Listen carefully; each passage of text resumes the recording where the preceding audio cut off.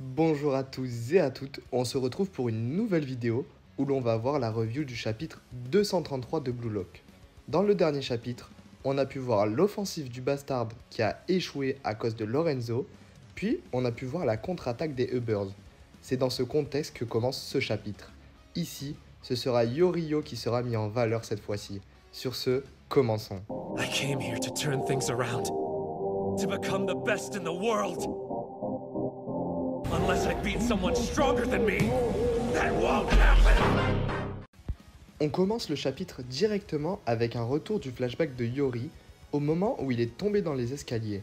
Ses parents se sont directement empressés d'aller le chercher, mais ce n'était pas pour lui directement qu'ils étaient inquiets, c'était bien pour son talent footballistique. Ils ne voulaient pas que leur fils se blesse au détriment de sa future carrière professionnelle. C'est ainsi que Yorio continuera de pratiquer ce sport, non pas par passion, mais plus parce qu'il n'avait pas le choix. C'était la seule chose qui avait le pouvoir de souder sa famille.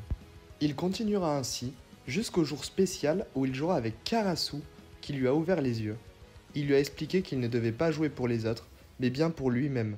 Et par-dessus tout, il devait se fixer des objectifs à atteindre, sinon il ne pourra jamais devenir bon dans le football. Cette pression que ses parents lui ont infligée était très forte pour lui. C'est compliqué pour un enfant quand ses propres parents ont de très fortes attentes. Il voulait donc s'éloigner d'eux, et c'est dans ce but qu'il rejoindra le projet Blue Lock de Ego Jinpachi. Il continuera, grimpera les échelons et passera les sélections une par une dans le seul objectif de ne pas rentrer chez lui auprès de ses parents. Suite à ces dernières pensées, le flashback se finit et nous voici de retour au match. Il comprend que les Ubbers sont d'un autre niveau auquel il n'était jamais habitué de jouer. Il voit que leur jeu d'équipe est très bon, mais comprend aussi à quel point Barreau est un bon joueur. Il n'est pas seulement égoïste, mais possède quelque chose en plus en lui. Une caractéristique qui fait qu'il se démarque des autres joueurs. Il s'agit de sa volonté et son talent qui le classe comme un des meilleurs attaquants du monde.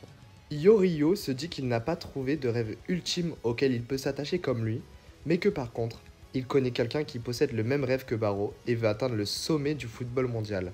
Il s'agit bien de Isagi Yoichi. Il comprend qu'il est une pièce maîtresse pour le faire progresser encore à un autre niveau et ne regrette pas du tout d'être venu au Blue Lock, sinon il n'aurait jamais pu le rencontrer. Isagi devient donc la raison de Yorio pour jouer au football, tout simplement parce que c'est grâce à lui et à son style de jeu qu'il a appris à apprécier le football. Et actuellement, c'est la première fois que Yori prend du plaisir à jouer.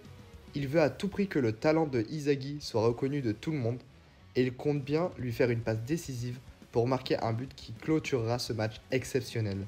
C'est à ce moment-là qu'on le voit rentrer dans l'état de flow et atteindre la métavision.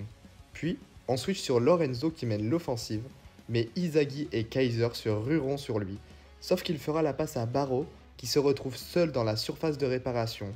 Cependant, c'était sans compter sur Yorio qui l'interceptera de justesse et dira qu'il a trouvé lui-même son ego. Il aura su synchroniser son jeu avec celui de Isagi et c'est sur cette planche que se finira ce chapitre. Pour moi, ce chapitre n'était pas très intéressant. On sait qu'on s'approche de la fin du match, mais j'ai l'impression que l'auteur veut le faire durer et que ça ralentit de plus en plus le rythme général, alors qu'on a eu un début qui a surpris tout le monde. Il ne reste plus qu'à voir quelle équipe va marquer en premier, et ça, dis-le moi en commentaire. Personnellement, je pense que pour le développement de Yori, ça pourrait être intéressant qu'il ne réussisse pas à atteindre son objectif, c'est-à-dire de faire marquer Isagi et que ce soit les Ubbers qui marquent à la place. Car on a vu que depuis le début du manga, il n'a jamais eu tort. Et cette défaite pourrait vraiment le faire pousser à s'entraîner et à devenir une meilleure version de lui-même. Mais en plus de ça, il y aurait aussi le côté de Isagi. Effectivement, si Noel Noah tient vraiment sa promesse, il est possible que ce soit Kyorajin qui rentre à la place de Isagi en tant qu'attaquant.